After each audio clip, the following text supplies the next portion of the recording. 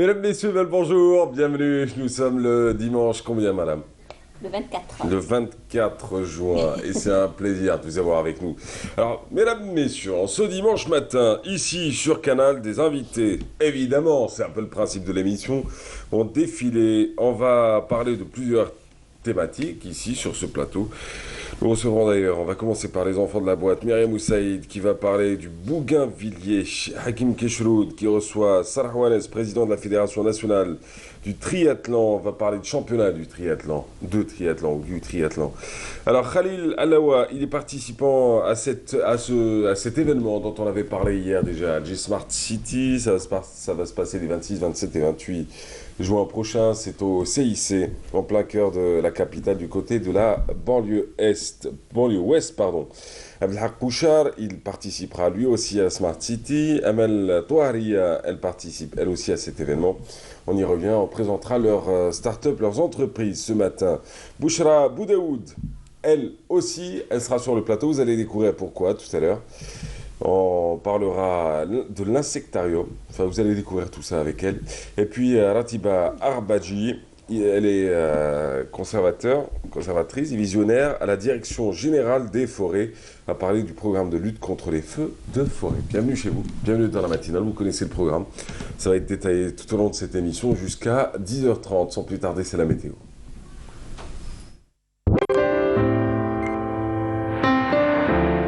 Suivez l'air du temps avec Mobilis. Et la météo de ce matin est présentée par Amel Laribi. Amel, bonjour. Bonjour Mahez. Comment ça va bien? Très bien, très bien. Tranquille. Tranquille, il va faire chaud. Il va faire chaud. Ah oui, oui. Toujours autant. Ah oui. Oui. Bon, on y va. C'est l'été, hein, d'accord. Alors bonjour à tous et bon réveil. Eh bien pour aujourd'hui, le ciel restera plutôt brumeux en ce début de matinée, mais localement, c'est pratiquement l'ensemble des régions côtières laissant place à un beau soleil à l'ouest et au centre du pays, avec toutefois quelques voiles progressivement sur les régions intérieures de l'ouest et le centre.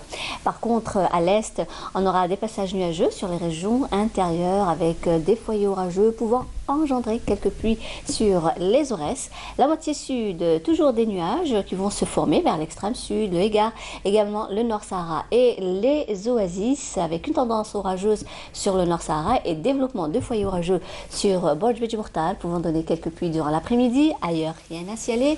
Le soleil prédominera sur le sud-ouest, également la Sahara, le Sahara central et le Sahara oriental. Les températures, eh bien, les températures vont hausser sensiblement avec un maximum cet après-midi de 43 degrés du côté de Relizane, 40 Mascara, également Silla, 32 à Géora, 33 à Tlemcen, également Tizi Ouzou, 30 à Annaba, 32 du côté de Batna, 35 Djelfa, 37 à Al Biyad, au sud 42 degrés Bécha, Gardaya, Biskra, 40 Tindouf, 44 à Hassim Saoud Ouagla, 35 Tamanrasset Janet, 46 degrés à Ain Salah et le maximum cette fois-ci à Adrar avec 47 degrés. Et cette fois-ci, on va faire un petit tour du côté de l'Amérique du Nord. Et oui, où Mahrez, bien sûr, aime bien Topeka. Et le ciel restera passagèrement nuageux à Vancouver, Los Angeles, Washington, New York. Des pluies attendues à Miami ainsi qu'à Montréal. Un beau soleil par contre à Montréal. Chicago, du soleil également à Mexico. Le mercure affichera 32 degrés à Topeka, également Vancouver, 22 à Montréal, 31 à New York, également Miami, 22 Mexico, 24 Los Angeles et enfin le maximum cette fois-ci à Dallas avec 37 degrés. Voilà, je vous retrouve tout à l'heure, juste après le journal télévisé de midi et d'ici là, très très bonne matinée.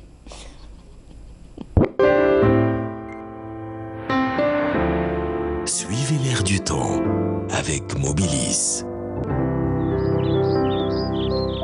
Elle va juste nous rappeler peut-être la météo à Topeka, il fera beau?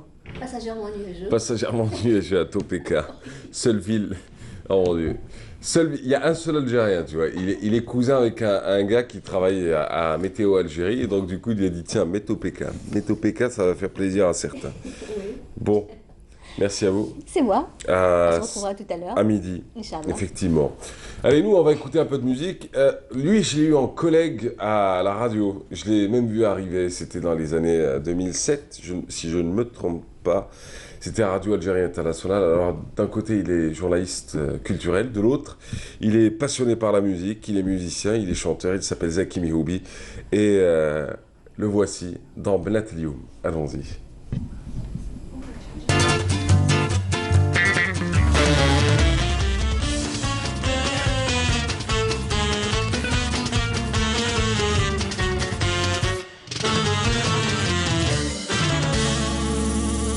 الله يبارك على بنات اليوم حلوين كي تمار العرجون يضويوك القمر والنجوم واللي يعشق معليش اللوم الله يبارك على بنات اليوم حلوين كي تمار العرجون يضويوك القمر والنجوم واللي يعشق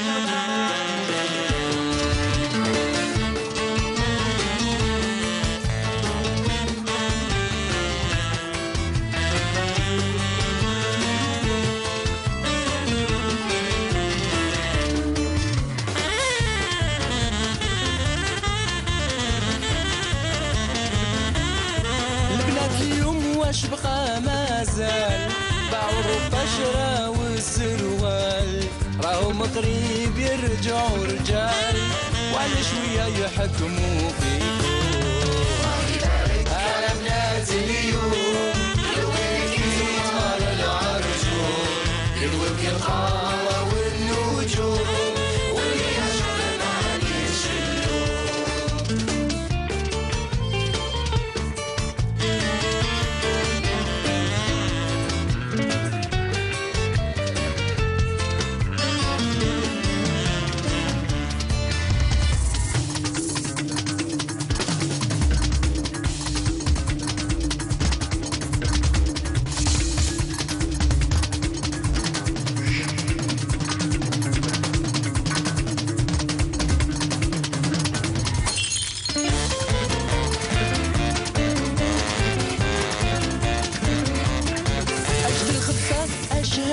الخير ربي عطاكم الزين الكثير ماذا بيا نرجع صغير حتى الكبار ماذا بيهم الله يبارك على بنات اليوم حلوين كي تمر العرجون يضويوك القمر والنجوم واللي يعشق معليش اللوم. Mesdames, Messieurs, c'était Zaki Mihoubi. Excellente matinée à vous tous. Premier invité sur ce plateau, Ratiba Arbadi. Bonjour à vous, bienvenue sur le plateau de la matinale. Vous êtes cadre à la DGF. La DGF, c'est la Direction Générale des Forêts. Et vous travaillez au sein du bureau de la prévention et de la lutte contre les feux de forêt. Parlons-en, le programme installé pour cette année. Bonjour d'abord et merci pour l'invitation. Vous êtes chez vous. Merci. Comme chaque année, il y a tout un dispositif de prévention et de lutte mis en place pour la lutte contre les feux de forêt. Selon la tâche et la responsabilité de la Direction Générale des Forêts à travers les 48 wilayas concernés par les feux de forêt, notre responsabilité c'est la prévention, la surveillance, l'alerte, après c'est la première intervention. Donc on a mis en place 406 postes vigies qui ont pour tâche la surveillance, l'alerte en cas d'incendie. Il y a 473 brigades mobiles. C'est des voitures tout-terrain. Donc leur tâche, c'est la surveillance et l'alerte et la première intervention en cas d'incendie. Il y a plus de 2600 points d'eau pour la lutte aussi. Il y a quoi encore 2600, c'est suffisant? C'est pas suffisant, justement, c'est pour ça, cette année, le ministre de l'Intérieur et des collectivités locales avec le ministre de l'Agriculture, ils ont interpellé tout le monde, les gens concernés, les organismes concernés de loin ou de près, pour y participer, surtout les walis. Donc, chaque organisme doit mobiliser les moyens existants sur place. Vous avez parlé de moyens, ça tombe très bien. Les Canadaires, on en a en Algérie ou pas encore? Pas les Canadaires, c'est pour la protection civile, mais c'est des hélicos. D'accord. Oui. Cette année, bon, l'année passée, ils ont, j'ai dit, c'est les moyens de la protection civile, donc Oui, ils ont c'est eux essayé. qui vont intervenir Voilà, c'est la avant lutte tout. active. Mais Donc, est-ce qu'aujourd'hui l'Algérie dispose de Canadair? oui, l'année passée, ils ont fait des essais dans la wilaya de Taref. Ouais. Et cette année, normalement, ils sont prêts à y participer, à intervenir dans la lutte. Oui. Ouais. Continuons, parlons un peu des mesures prises cette année. Donc, cette année, normalement, on sent une prise de conscience des gens et des organismes. Donc, il faut s'organiser, il faut participer, il faut que tout le monde participe. Ce n'est pas l'affaire de la Direction générale des forêts ou de la protection civile, c'est l'affaire de tout le monde. Premièrement, je lance un appel pour les citoyens.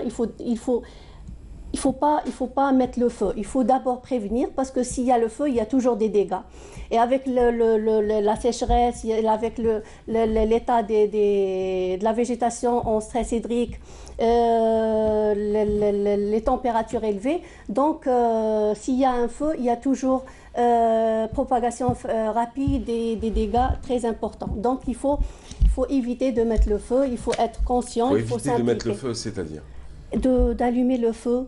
Il faut pas, par exemple, incinérer les champs, il ne faut pas nettoyer les champs, sauf s'il y a les précautions nécessaires. Ça veut dire créer une tournière autour de son champ, une tournière toute sans végétation, nettoyée de toute végétation. Vous voulez dire que quelques-uns des feux de forêt déclarés durant les dernières années ont été causés par des agriculteurs qui soit nettoyaient leurs champs, soit... Les causes des incendies, c'est l'homme. À 99%. D'accord. Oui. L'histoire du Donc, bout de verre qui se trouvait par terre éleveurs... avec un rayon de soleil, c'est pas vrai, quoi. Comment? L'histoire du bout de verre. C'est rare. En Algérie, c'est rare. Ouais. Ailleurs, il y a même la foudre qui cause les feux. Mais en Algérie, la quasi-totalité des incendies, c'est l'homme qui est la cause, que ce soit par négligence involontaire ou par, des fois, c'est des pyromanes, pardon. Ouais. Donc, c'est des agriculteurs, éleveurs, les promeneurs de la forêt, donc avec les barbecues, etc., les feux de barbecue. Donc, il y a toujours cette... Il est interdit d'allumer un barbecue dans une forêt? Oui, ouais. il y a les Formellement forêts... interdit? Comment? Formellement interdit? Formellement interdit, ouais. Oui, c'est la loi qui interdit d'allumer le feu dans la forêt ou à proximité de la forêt. Il y a des forêts destinées, quelques forêts destinées pour des forêts de loisirs où on peut allumer mais toujours il y a la présence des forestiers, la protection civile, etc. Donc c'est protégé. À quel moment la saison sera officiellement lancée? C'est le 1er juin, 31 octobre. D'accord. Elle est déjà lancée. Et combien de feux de forêt ont été déclarés? Pas vraiment, c'est des petits feux. Ouais. Donc, généralement, il a bien plu ces derniers temps. Voilà, on a eu des pluies tardives, donc c'est tant mieux. Mais en parallèle, on prévoit un sous-bois très abondant, donc ça va aider la propagation des incendies. Donc, il faut faire attention. Juin, généralement, il passe toujours sans problème. Mais fin juillet, août, c'est les mois les plus concernés par les feux de forêt. Ouais. On a toujours comment dirais-je, de mauvaises surprises. L'année passée, par exemple, à la wilaya de Taref, elle était classée en dernière liste, mais au bout d'une semaine, il y a eu une vague de sécheresse. On a enregistré 10 000 hectares de superficie parcourue par le feu, ce qui a placé directement à Taref en tête de liste des wilayas les plus touchées. Ouais. Et parmi les wilayas les plus touchés, en plus de Taref, vous avez lesquels? Donc, cette année, l'année passée, c'était les wilayas de l'Est, Taref, Guelma, Annaba, Djidjel, Stif, etc. Donc, c'est plus les wilayas de l'Est. Et la cause le plus souvent, l'homme? C'est l'homme, oui. Par négligence. Le problème, c'est que les mêmes activités agricoles ou autres que l'homme réalise, et avant, et peut-être ça n'engendre pas des feux, mais avec le stress hydrique, avec le changement climatique, etc., ça devient plus dangereux d'allumer le feu. Donc c'est les mêmes activités agricoles, il faut maintenant prendre plus de précautions pour les réaliser, pour les faire. Ouais. Est-ce qu'il est vrai que le feu fertilise le... Justement, Alors du coup, non mais c'est une vraie question, hein. C'est-à-dire que l'année dernière, j'avais assisté à un feu de forêt. Assisté, impuissant bien évidemment, hein. Pas assisté au sens participer. À un feu de forêt, c'était à Tipaza sur le Mont Chenois. Et certains disaient « Ah, c'est bon pour le sol, ça le fertilise ». C'est inconscient de réfléchir comme ça? non, c'est grave. Ouais. Fertiliser son champ, C'est peut-être, oui, parce qu'après, cette activité existe. Donc, c'est je brûle mon champ pour fertiliser et Mais pour le juste mon fertiliser. champ. Ah oui, bien sûr, le Ouais. champ. Mais brûler toute une forêt pour la fertiliser, jamais, parce que juste après, il y a les premières pluies qui vont ruisseler tout le sol de la forêt, surtout que nos forêts se trouvent, la quasi-totalité se trouve sur des montagnes, donc avec des pentes, etc. La caractéristique de nos forêts, c'est des forêts très sensibles, avec des sols squelettiques et très sensibles. Donc, au contraire, le feu, il va déséquilibrer le sol, la végétation. La régénération de nos forêts et de nos espèces, elle est très difficile, surtout pour le chêne-liège, le chêne-vert, etc. Surtout le chêne-liège, la régénération naturelle est très difficile. Ouais. Donc c'est faux. Mettre le feu pour régénérer la forêt, non. Ouais. C'est de Ça la existe dans la savane, ça existe dans les champs, mais en Algérie, non. La Algérie, forêt, non. Merci d'avoir été parmi nous. Merci à vous. Votre rôle est très important, les émissions radio, télé, etc. Donc merci à vous de nous avoir permis d'assister et de... En tout cas, nous vous accompagnerons tout au long de cette saison estivale on et ce espère, sera un plaisir pour On nous. espère le Rappelons que c'est plaisir du partagé, 1er juin au 30 octobre, la saison où on est les plus vigilants et la saison où il y a le plus de propagation de feux de forêt. Merci d'avoir été avec nous, Merci. Latiba Arbadi, pardon, voilà. Vous rappelons que vous êtes cadre à la Direction Générale des Forêts, à la prévention et la lutte contre les feux de forêt. Merci à Vous vous. étiez là ce matin pour nous parler et du programme et des mesures prises et des moyens mis à disposition.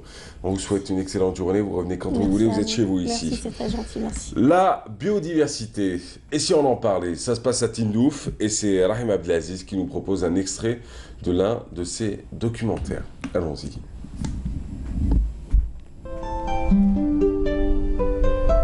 Le parc culturel de Tindouf, un parc qui s'ouvre sur un relief des plus contrastés. Du nord au sud alternent Hmada, dunes de sable et massifs montagneux. Les lits des oueds renferment arganiers et acacias.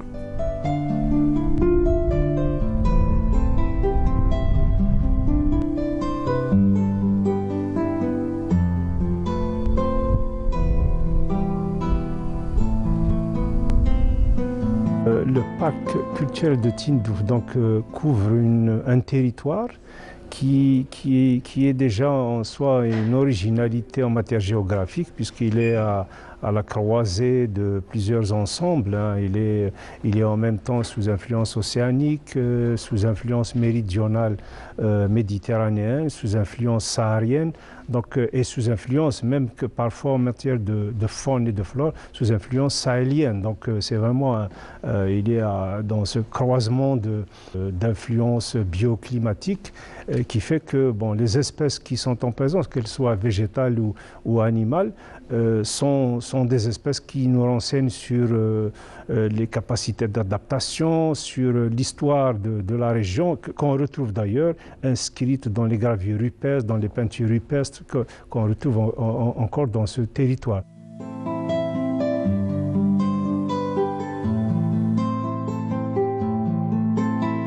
Son placement géographique fait que c'est quand même un territoire qui est bien conservé, grâce en même temps au fait que les autorités veillent à sa conservation, mais aussi au savoir-faire des populations qui l'ont habité et qui l'habitent encore.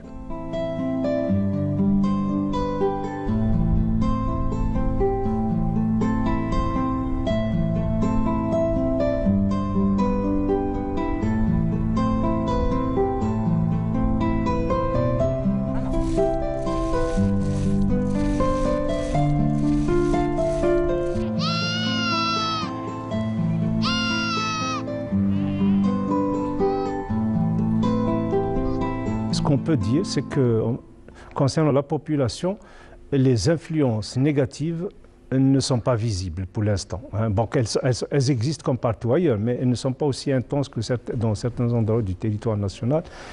Disons que, bon, si les termes du plan d'action du parc sont mis en place, il y a beaucoup d'atténuation de ces effets qui sont apportés. Et on peut dire que si la biodiversité est conservée en tant que telle actuellement, c'est aussi grâce à la coopération, aux apports de la population, au savoir-faire de la population et à l'histoire même des peuplements humains que la région a connus.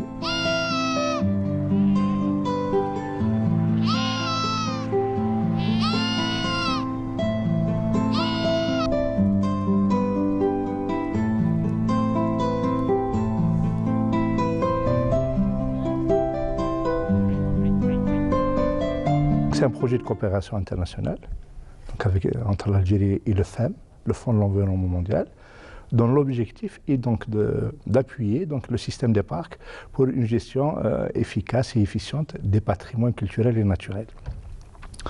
Dans ce cadre, donc, le parc de Tindouf a bénéficié d'une étude préliminaire de diagnostic du patrimoine éco-culturel, écologique et culturel du parc, dont les travaux ont été présentés en atelier technique ici à Tindouf sur 2 jours. Donc le projet intervient sur cet aspect de faire un diagnostic comme première étape. Donc il y aura une seconde étape d'intervention du programme ici à Tindouf, c'est la mise en place d'un plan d'action pour la conservation du patrimoine. Le projet vient de finaliser ses études qui ont été soumises à un débat riche de différents partenaires au niveau local. Donc c'était l'objectif d'informer les autorités et tous les partenaires et les intervenants à l'intérieur du territoire du parc des résultats de cette étude et aussi planifier les prochaines étapes en matière de mise en place des systèmes de gestion.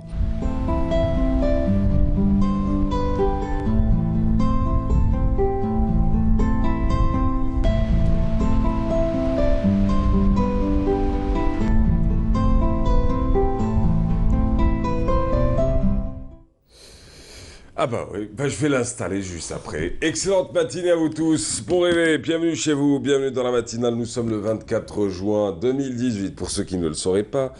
Et vous regardez la matinale. Bah oui, bonjour d'Algérie. Et d'ailleurs, je pourrais pas vous dire aller sur Internet si vous voulez poser vos questions, on n'a pas Internet ce matin. Donc du coup, on va aller directement et droit au but avec notre deuxième invité sur le plateau aujourd'hui. Il s'agit de Bouchra Bendaoud, bienvenue à vous. Merci. Alors vous êtes, pour être précis, vous êtes directrice de la lutte contre les fléaux agricoles au sein de l'Institut national de la protection des végétaux, l'INPV. Et on va commencer par une question basique. Qu'est-ce que l'INPV, Madame Bouchra? Donc l'Institut national de la protection des végétaux, l'INPV, est un établissement public à caractère administratif. Donc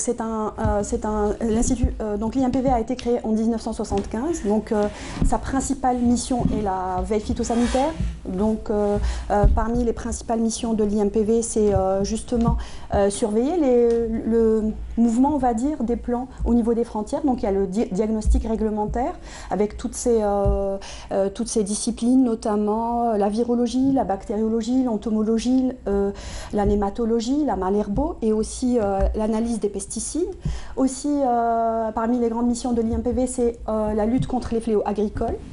Donc ce sont des organismes contre lesquels l'agriculteur lui-même ne peut pas intervenir, donc c'est l'État qui le prend en charge. Il y a aussi... À l'exemple du criquet. Le fameux criquet, pèlerin, criquet marocain, punaise, les rongeurs, les oiseaux nuisibles aussi. Parmi les missions de l'INPV aussi, c'est l'appui technique, donc tout ce qui est les activités de sensibilisation et de vulgarisation. Donc l'INPV a un réseau de veille phytosanitaire au niveau sur le terrain. Il y a le diagnostic de proximité, donc nous accompagnons les agriculteurs. Et aussi, il y a une mission tout aussi importante, c'est le développement des techniques de lutte, notamment la lutte biologique, la lutte biotechnologique et la lutte intégrée contre les ravageurs. Quel est le plus grand et le plus dangereux des fléaux qui guettent l'agriculture algérienne? Vous avez cité un nombre. Un nombre bien. Tout dépend des périodes. En fait, il y a le criquet pèlerin. Il y a eu des périodes d'invasion du criquet pèlerin. Fort heureusement pour nous, ces dernières années, donc on assiste à une accalmie parce qu'il y a une surveillance qui se fait et des traitements préventifs qui se font au cours des saisons, que ce soit estivale, automnale et printanière. On a connu aussi des invasions de rongeurs arvicoles lors des années 2004-2005. Allez-y doucement sur les termes, les mots et les appellations. Les rongeurs arvicoles, c'est le rat des champs. D'accord. Donc il y a 3 espèces de... C'est plus simple. Hein. Voilà, c'est plus simple. Bon. Donc rat des champs, donc il y a 3 espèces qui sont classées comme fléaux. Il y a aussi les oiseaux nuisibles, notamment le moineau espagnol et le moineau hybride. Et il y a aussi la punaise des céréales, la baqat al-hubub, les agriculteurs appellent la motbig. Donc aussi... Motbig. Voilà. En fait, ces fléaux, ils vivent en dehors des zones agricoles. Donc nous les empêchons de rentrer au niveau des zones agricoles. Donc le traitement, il se fait en dehors des zones agricoles. Pour les empêcher justement, surtout sur céréales, ce sont des fléaux qui sont inféodés aux cultures céréalières. Donc nous faisons un barrage, on va dire, au niveau hors zone agricole. Voilà. Qu'est-ce que la lutte biologique, Madame Bendaoud? Boudaoud. Voilà.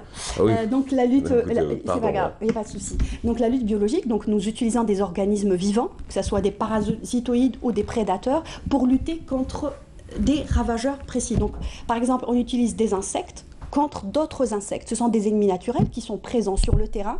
Donc, en fait, ce qu'on fait, c'est rééquilibrer la nature. Parce que la nature, il faut dire qu'elle est bien faite. Chaque chose, donc chaque ennemi, il a son ennemi, on va dire. Donc, l'INPV s'occupe de gérer des programmes de lutte biologique, justement, pour contrer ces ennemis, que ce soit en utilisant des insectes, des champignons. Ça dépend du ravageur contre lequel on agit. Alors c'est très bien, vous avez parlé de l'INPV, vous avez parlé des dangers qui guettent notre agriculture, vous parlez aussi de ce concept de la lutte biologique. Oui. Maintenant parlons un peu de la réalité sur le terrain. Bien sûr. Comment pourrait-on résumer? Bon, il faudrait peut-être plus qu'un passage télé pour expliquer le tout, mais on va essayer juste les grandes lignes peut-être, comment s'organise la lutte sur le terrain? Sur le terrain, la lutte biologique. Et quels sont les moyens mis en place par l'INPV pour agir? Pour la lutte biologique, vous voulez qu'on parle de lutte biologique, c'est ça? On parle de tout. De tout. Des missions de l'INPV, au-delà du discours et de l'annonce. Bien sûr. Maintenant, sur le terrain, ça s'organise comment et ça fait quoi? Par exemple, contre les fléaux agricoles, qui sont, comme je l'ai dit précédemment, ce sont des organismes vivants, animaux qui vivent en dehors des zones de culture. Ils ont cette capacité, lorsqu'il y a assez de nourriture, pour faire simple, lorsqu'il y a un bon couvert végétal, lorsque les conditions climatiques sont favorables, ils se multiplient et ils descendent vers les zones agricoles. En fait, l'INPV dispose d'un réseau de surveillance. Donc, chaque fléau agricole, il a une période précise de surveillance. Par exemple, pour les rats des champs, ça commence en septembre. C'est-à-dire que il faudrait qu'on stoppe la période de reproduction. Ouais. C'est-à-dire qu'il faudrait qu'on agisse à ce moment-là. Donc il y a un réseau de surveillance. Dès qu'il y a déclaration de superficie infestée, il y a promulgation d'un arrêté de Wali, parce que tout ça, il faut que ça soit structuré. Exact. Et voilà. Et donc l'INPV remet le produit à utiliser aux agriculteurs à titre gracieux, tout en les encadrant et leur montrant comment traiter. Donc il y a des journées de vulgarisation, il y a des journées de sensibilisation. Pour la punaise des céréales, donc il y a plusieurs périodes de surveillance. Il y a une période hivernale, lorsque la punaise est au niveau des gîtes d'hiver. Il faut dire que les gîtes d'hiver, c'est au niveau des montagnes, c'est au niveau des endroits reculés, ce sont des sites qui sont géoréférencés, nous avons des cartes, nous avons des endroits bien précis où cette punaise passe l'hiver. Dès que les conditions sont favorables et qu'elle commence à descendre, c'est à ce moment-là qu'il y a des traitements. Donc il y a un dispositif, il y a des équipes sur le terrain, il y a des prospecteurs, il y a un matériel de traitement, il y a des produits. Et nous traitons, je le précise bien, contre les fléaux agricoles en dehors des zones agricoles. Nous tenons à ce qu'avant qu'il y ait l'entrée du fléau au niveau des parcelles céréalières, parce qu'à ce moment-là, il est impossible de traiter, parce qu'il faut dire, par exemple, pour les punaises, elles déprécient la qualité de la céréale, la qualité commerciale, que ça soit gustative et commerciale. Par exemple, pour les oiseaux nuisibles, il n'y a pas de produits chimiques. On fait le dénichage des nids des oiseaux en dehors des zones, c'est-à-dire au niveau des dortoirs, que ce soit sur jujubier, au niveau des arbres forestiers qui sont proches de la céréale. Donc on n'utilise pas de moyens chimiques. On fait le dénichage des nids lorsqu'il y a les petits oisillons. Donc qu'est-ce qu'on fait? On enlève ces nids et la femelle, quand elle vient rechercher ses petits ou elle vient pendre, quand elle ne les retrouve pas, elle ne peut pas nicher, elle va ailleurs. C'est quelque part, on la déstabilise. Quand vous dites on, vous êtes combien? Beaucoup. Il y a des stations régionales. Nous avons au moins 17 stations régionales au niveau, sur le territoire national. Chaque station régionale encadre... Chapeaute plusieurs wilayas? 3 ou jusqu'à 5 wilayas de sa circonscription. On va continuer dans quelques instants, si vous le permettez. On va suivre un reportage, il est signé Nawal Abada sur l'insectarium, et puis juste après, on va en parler avec Madame Boudaoud Bouchra. Allons-y. Dans la banlieue est d'Alger, l'Institut national de la protection des végétaux, l'INPV, est l'acteur principal de la veille phytosanitaire en Algérie. Son insectarium est l'une de ses armes. Une collection d'insectes de plus de 8000 espèces et 80 000 individus, soigneusement conservés dans ses tiroirs, tel un trésor. Un patrimoine scientifique datant de près d'un siècle. Cette collection elle est de références assez variées. Elle a été créée en 1928 par le Pigre et Balachowski.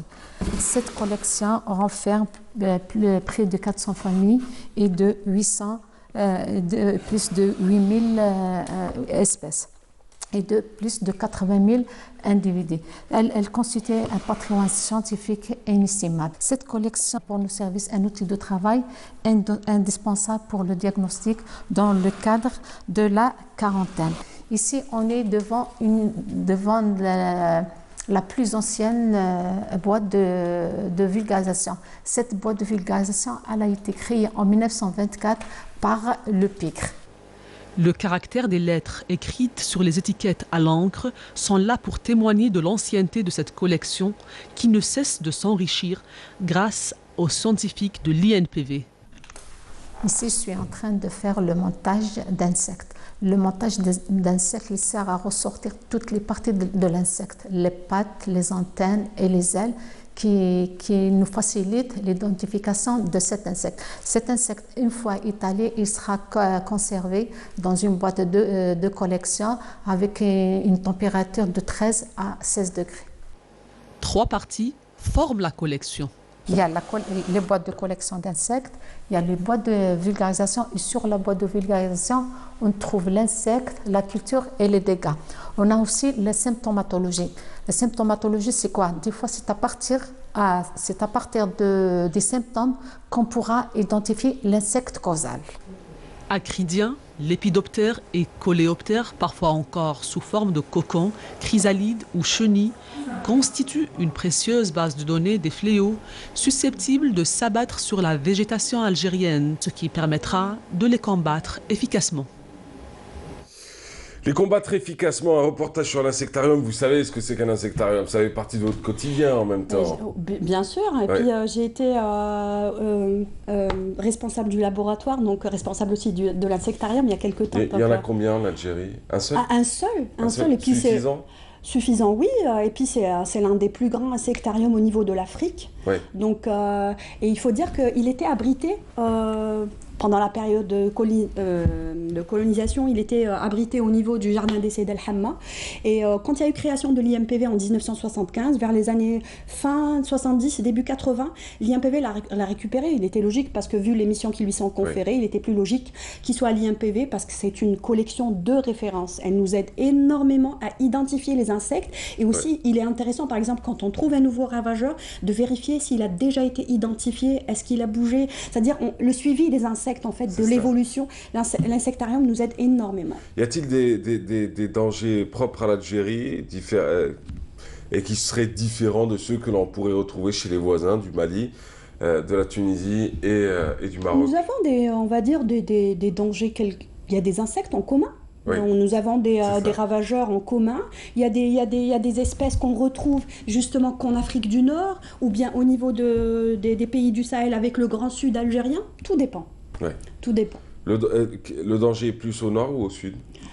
tout vient du sud. Enfin, ça dépend de quel type d'insecte. Par exemple, le criquet, c'est au niveau du... Le criquet, il ne va pas traverser la Méditerranée, forcément. Voilà, du sud vers le... du sud.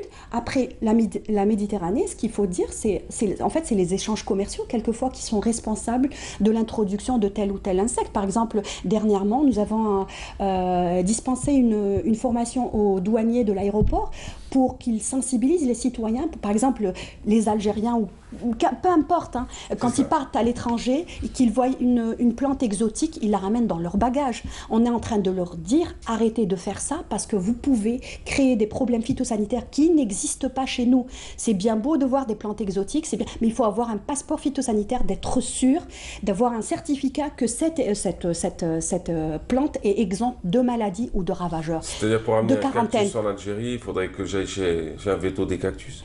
Pas un veto. Un veto des cactus, j'ai dit. Pas un veto, plutôt un agronome des cactus. Et même en Algérie, il faudrait que... Elle va dans le même sens que moi. Voilà. Non, en plus, il faut accepter parce qu'il y a certains voyageurs, quand ils sont interceptés par les douaniers, quand ils leur demandent d'abord de faire de patienter pour qu'on fasse l'analyse, ils se fâchent, ils se disent pourquoi, ils pensent qu'ils sont en train d'en faire trop. En fait, ces dernières années, il y a beaucoup de problèmes qui guettent l'Algérie, notamment la bactérie Xylella fastidiosa, le charançon rouge qui est au niveau des pays voisins. Donc nous devons redoubler de vigilance et le citoyen doit être sensibilisé et aller dans le même sens que nous. Donc, il existe des passeports pour des cactus? Oui, il existe des certificats phytosanitaires pour les cactus. D'accord. Voilà. Très bien. On revient forcément à la lutte biologique et au programme mis en place pour cette fameuse lutte biologique. En fait, il faut dire que l'INPV, c'est le seul organisme en Algérie qui fait de la lutte biologique. Le premier programme, ce que les gens ne savent pas, il a commencé en 1984. C'était contre un nouveau ravageur, c'était la mouche de l'olive qui est devenue un ravageur commun maintenant. Donc il y a eu utilisation d'un parasitoïde, Calas noaki. Il y a eu un programme à Janet dans les années 90. Donc c'était contre la cochenille australienne Isseria purchazi. Donc il y a eu une souche indigène de coccinelle, Novius cardinalis. Ensuite, il y a eu un grand programme au niveau sur les agrumes, la mineuse des agrumes. Le grand programme où tout le monde en a entendu parler, c'était en 2009 contre la mineuse de la tomate qui a fait des ravages. Donc l'INPV dispose de chambres d'élevage. Donc nous faisons l'élevage et la multiplication des prédateurs contre la mineuse de la tomate au niveau des stations régionales de l'INPV, aussi au niveau de l'INPV siège. Il y a des lâchers qui se font sur le terrain. Il y a un programme aussi sur la pyrale de la date. Donc il y a des, contrairement à ce que les gens croient, parce qu'ils ne savent pas, c'est qu'il y a des palmeraies conduites en bio. Donc on fait de la lutte biologique avec un parasitoïde autochtone. Autochtone, c'est-à-dire un parasitoïde de chez nous. On ne l'a pas importé d'ailleurs. Donc c'est le Phanerotoma, donc contre la pyrale de la date. Ces 3 dernières années aussi, nous avons lancé le programme de lutte contre les pucerons des cultures maraîchères à l'aide de coccinelle à 7 points. La coccinelle qu'on voyait quand on était petit, à un moment donné, elle a disparu. On a voulu la réintroduire. C'est des programmes qui marchent. Et les agriculteurs ont adhéré. Il y a des agriculteurs qui sont demandeurs de cette lutte biologique. Et vous l'avez ramené d'où, cette coccinelle, juste pour ça? De chez nous. De chez nous, au niveau des wilayas stépiques, en dehors des zones agricoles, là où il n'y a pas de traitement chimique. Donc elle est bonne pour l'agriculture. Absolument. Elle protège nos cultures. Bien sûr, et puis elle est très vorace. Elle consomme beaucoup de pucerons. Et on a fait cette année beaucoup de lâchers. D'ailleurs, on a un concept des écoles paysans en champ. Donc c'est des écoles. C'est de vraies écoles sur le terrain avec des chaises, on explique tout à l'agriculteur et on le fait adhérer à la lutte biologique. Et je peux vous dire que les agriculteurs de maintenant sont demandeurs de cette lutte biologique, ils adhèrent. Ça va dans leur intérêt. Ils sont sensibilisés sur les dégâts qui peuvent... Sur les dégâts et puis le coût, c'est beaucoup moins cher que d'utiliser des produits chimiques. Ouais. Voilà. Comment vous êtes arrivé à l'INPV? C'est ma dernière question. Moi-même, donc je suis arrivée parce que j'ai fait agronomie. Forcément, j'ai fait protection des végétaux, option entomologie appliquée. Donc je me voyais pas travailler ailleurs qu'à l'INPV. En fait, quand je suis rentrée à l'INPV, c'était je me suis dit bon, ça sera un passage obligatoire. Finalement, l'INPV m'a permis de faire du terrain. J'ai fait 40 wilayas sur les 48. J'ai fait beaucoup de terrain, donc ça m'a passionnée. Et puis voilà, ça continue. Et aujourd'hui, Madame Bouchra Boudaoud, vous êtes directrice de la lutte contre les fléaux agricoles à l'Institut national de la protection des végétaux. Merci d'avoir été là. Merci. Je demanderai aussi aux téléspectateurs de visiter notre site IMPV, www.impv.edu.dz. Donc il y a toutes les activités de l'IMPV avec une mise à jour quotidienne. Voilà. Merci encore d'avoir été là. Bonne chance à vous. Merci. Et à bientôt. À bientôt, au revoir. Allez, quant à nous, on se retrouve dans quelques instants, juste après un reportage que vous allez découvrir. Au revoir, madame. Au revoir.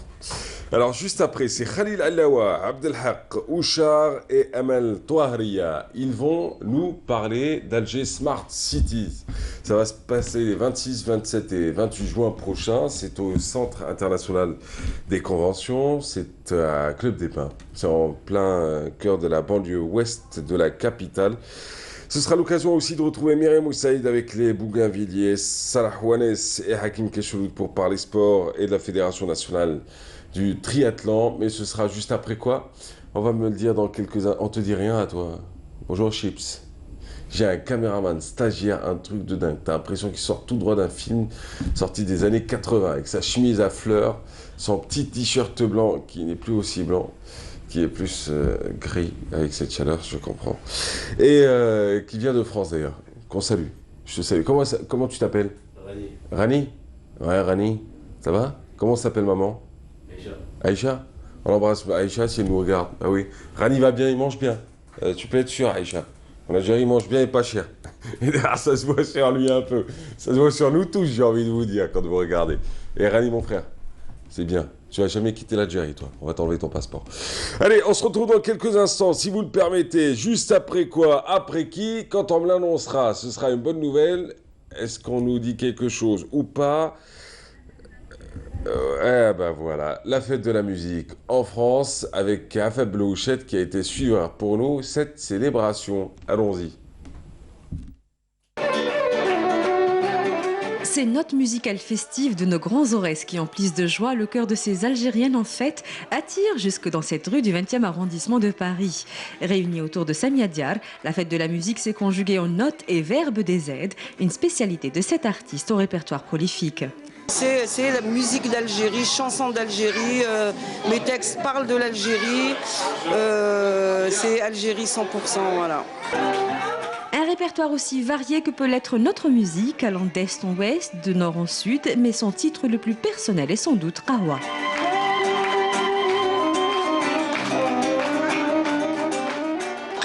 Qawa Berda, voilà. Entre Berda et le Ber ou le Berd. Et c'est à l'initiative de Hind, jeune restauratrice algérienne, que cette fête a été organisée. On essaye de faire passer, via la culture, la musique et la cuisine, du coup, pour passer une soirée sympa qui nous fait rappeler notre pays, quoi. Petits et grands se sont donnés à cœur joie, dansant, tapant des mains et même jouant, reprenant en chœur le refrain. Ce mini-public est à l'image de celui que Samia avait connu en Algérie à ses débuts et qu'elle souhaite retrouver. Franchement, c'est quelque chose qui m'a toujours manqué. J'ai fait beaucoup de scènes en Algérie dans les années 82, 93, pendant 2 années. Et après de 98 jusqu'en 2002, j'ai fait les petits villages, les grandes villes, et ça me manque énormément. Le public algérien me manque, ouais.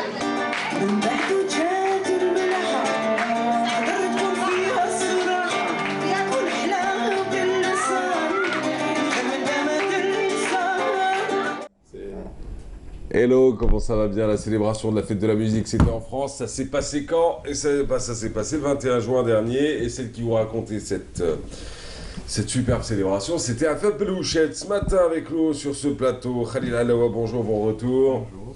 Dans l'histoire de l'émission, jamais j'ai enchaîné le même invité 2 jours de suite. C'est que soit vous êtes important, soit vous avez des choses à dire. Bienvenue chez vous. Merci. Alors, Abdelhaq Ouchar, c'est vous. Bonjour. Bienvenue à vous. Merci. Vous aussi, vous allez prendre part à Alger Smart City. Et puis, nous avons Amal Touahriya. Bonjour. Bonjour, bienvenue. Merci. Ça va? Ça va bien. Oui. Eh bien, bienvenue sur le plateau. On va parler de cet événement qui va se dérouler les 26, 27 et 28 juin prochains.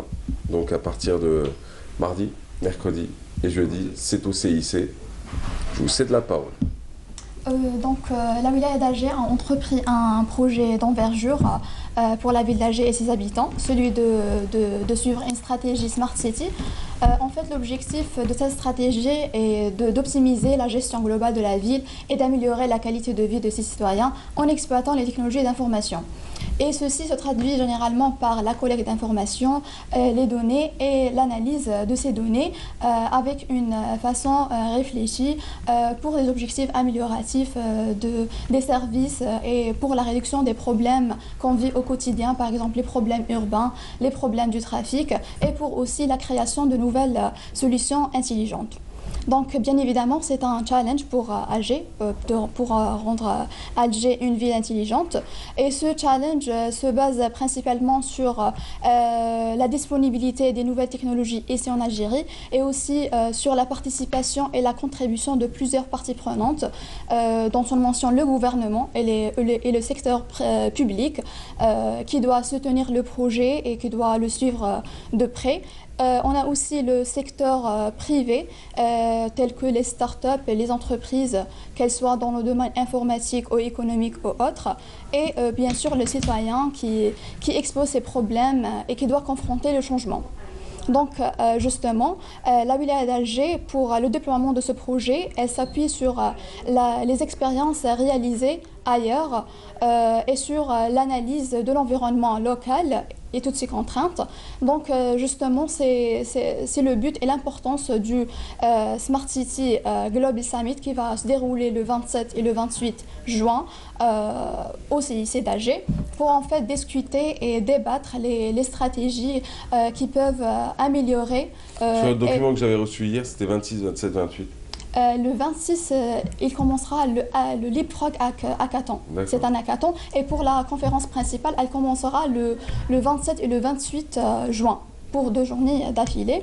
Justement pour discuter et débattre les stratégies qui peuvent accélérer le projet en faisant appel à des intervenants et des experts internationaux qui vont venir de plusieurs pays, du Japon, du Canada et notamment de la Silicon Valley pour nous transmettre leur expertise concernant les villes intelligentes.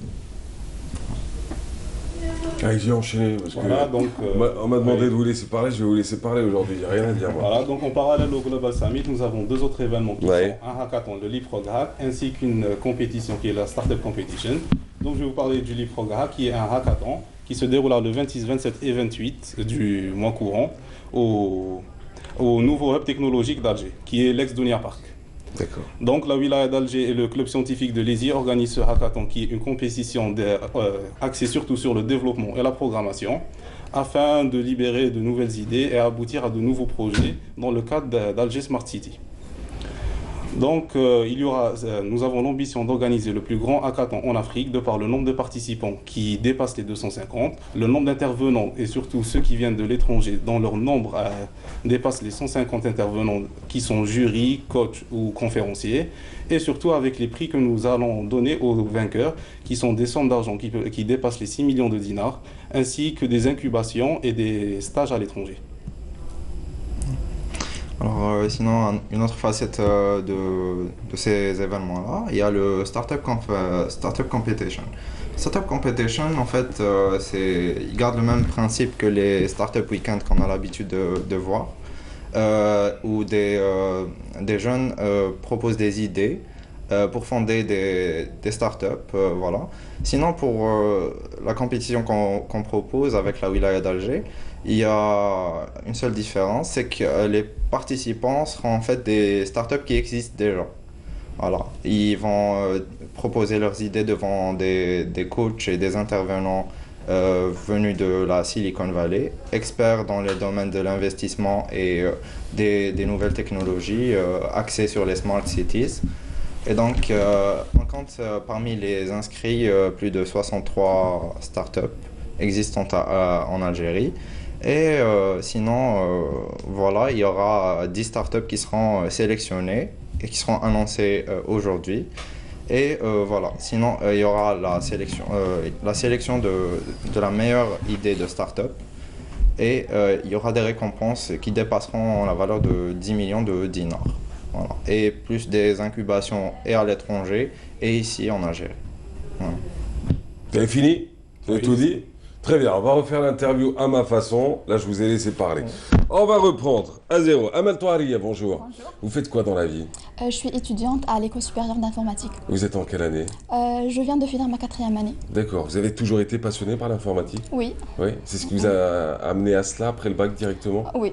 Oui. Alors, que faites-vous aujourd'hui sur un programme comme celui-ci? Quel est votre rôle, Amal Touharia? Je suis membre organisatrice des 3 événements, le Global Summit, les 2 compétitions, l'IFROG Hack et la Startup Competition. Alors, l'IFROG Act, c'est cela? Oui, Hack. Pardon, Hack, ouais, je vais dire Act. L'IFROG Hack, c'est quoi en 2 mots? Donc, c'est un hackathon. Oui. Qu'est-ce qu'un hackathon?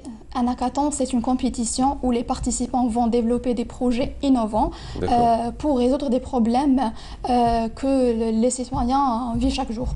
Ouais, dans l'IT forcément ou dans d'autres domaines aussi? Oui, dans le IT, mais ils peuvent toucher d'autres secteurs, par exemple l'agronomie, le tourisme. L'agronomie, parce que vous avez été influencé par l'INPV il y a quelques instants, suivant sur les insectes qui guettent notre agriculture. Exactement. Alors vous êtes en 4e année aujourd'hui, vous prenez part donc à Alger Smart City Summit, qui va se dérouler les 27 et 28, même si c'était pas faux au départ de dire 26 aussi, parce qu'il y a le fameux hackathon qui va se dérouler dans le cadre 2.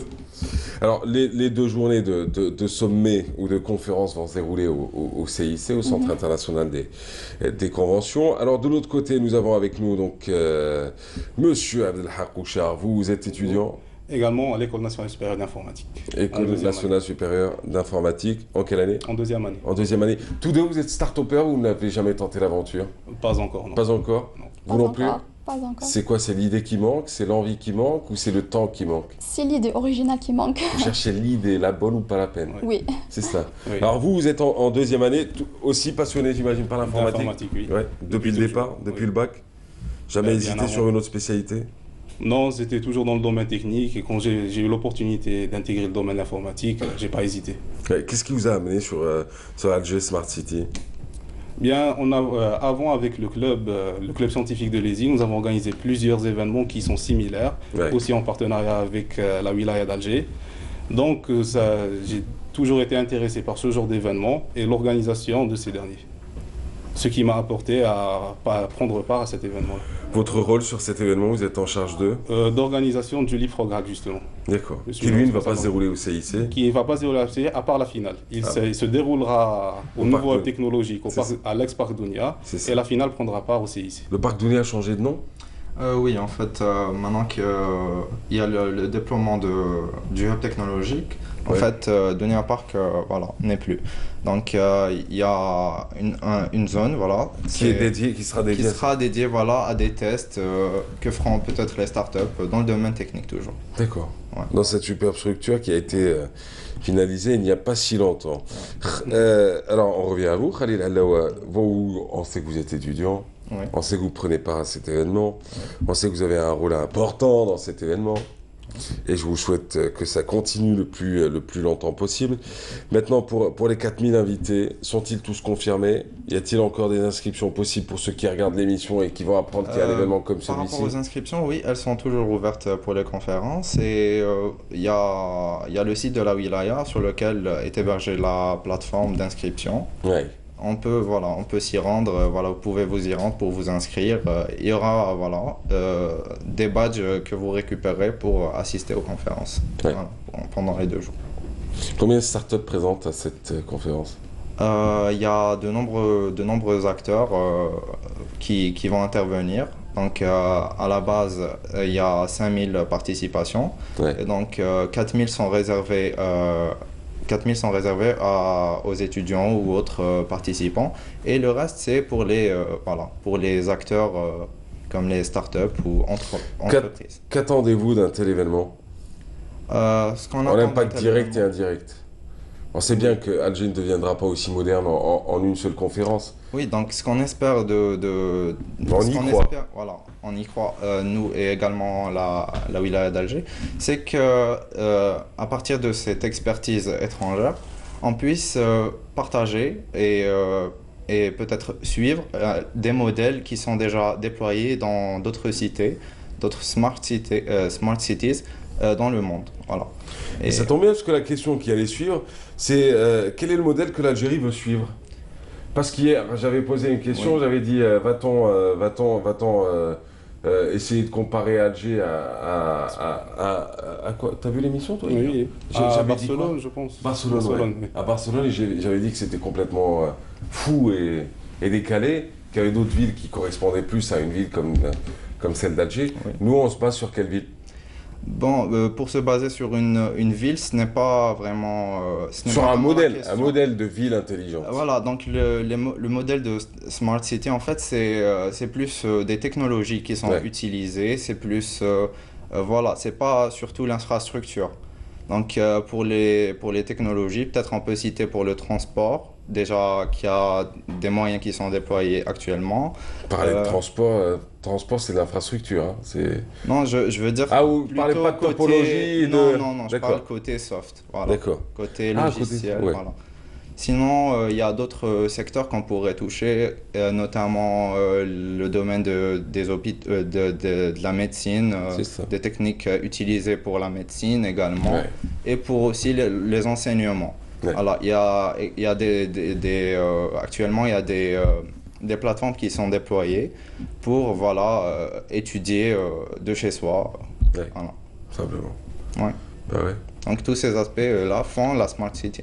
Selon vous, quelle est la ville qui correspondrait le plus? Le modèle, enfin. Modèle de ville. Il n'y a pas un modèle. Pas éreinter les uns ou les autres. Il n'y a pas un modèle précis, mais comme a dit mon collègue, il y a plusieurs exemples qu'on pourrait prendre, mais surtout de par les technologies utilisées. Donc on pourrait adapter d'autres technologies qui se trouvent dans d'autres villes pour les utiliser ici à Alger et faire d'elles une... Quel type de technologie? Des technologies, par exemple, les technologies Leapfrog qui vont faire partie de la thématique du hackathon. Des technologies plus ou moins avancées et techniques. Qui touchent à quel domaine?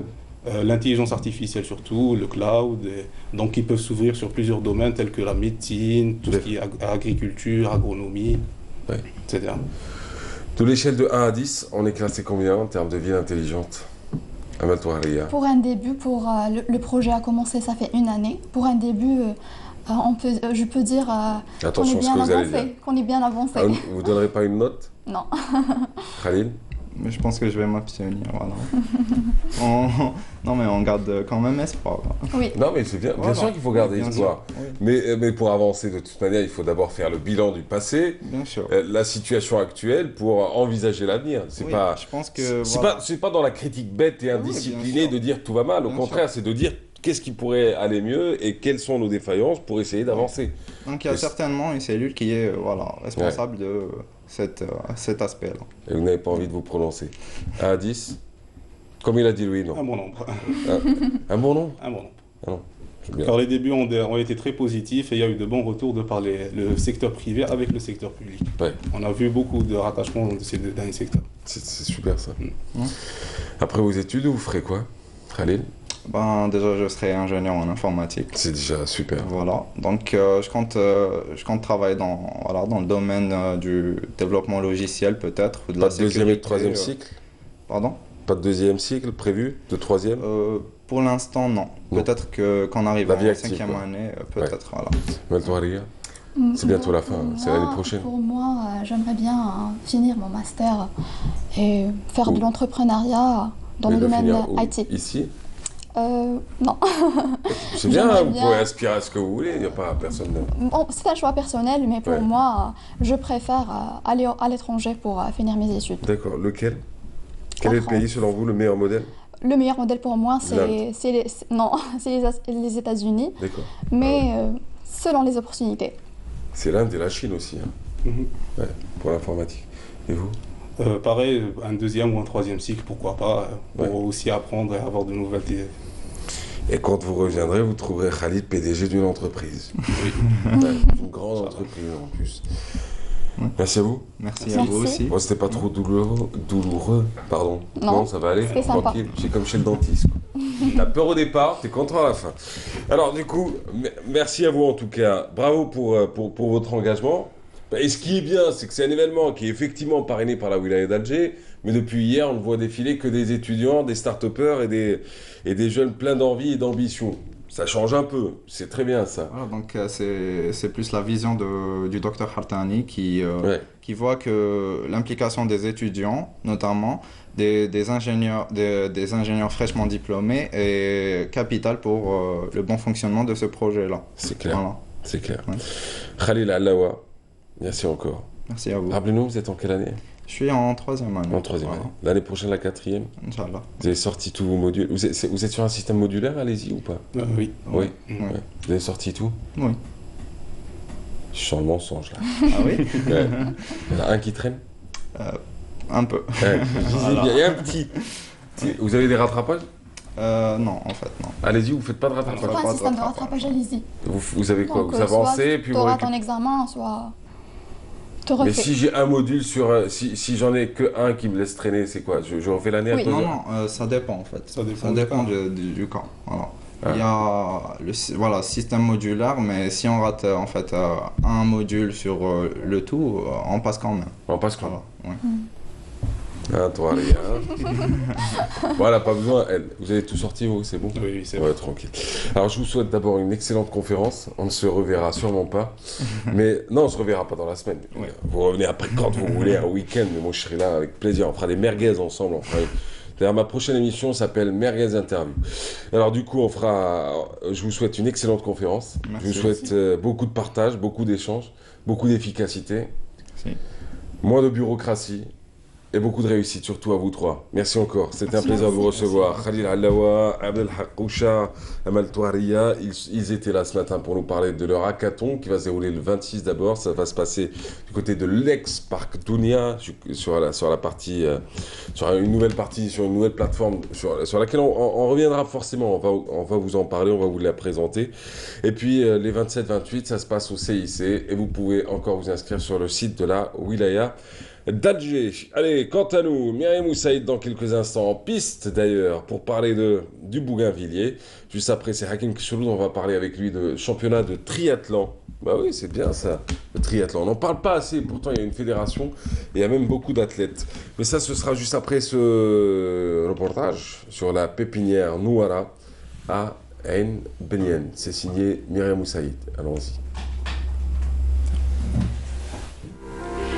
Située à Ain Benyen, la pépinière Nouara ouvre ses portes très tôt le matin. Mohamed est là à veiller au grain, mais surtout à recevoir les clients lève-tôt du week-end qui ne ratent pas l'occasion de venir acheter de nouvelles plantes et profiter de la beauté des lieux.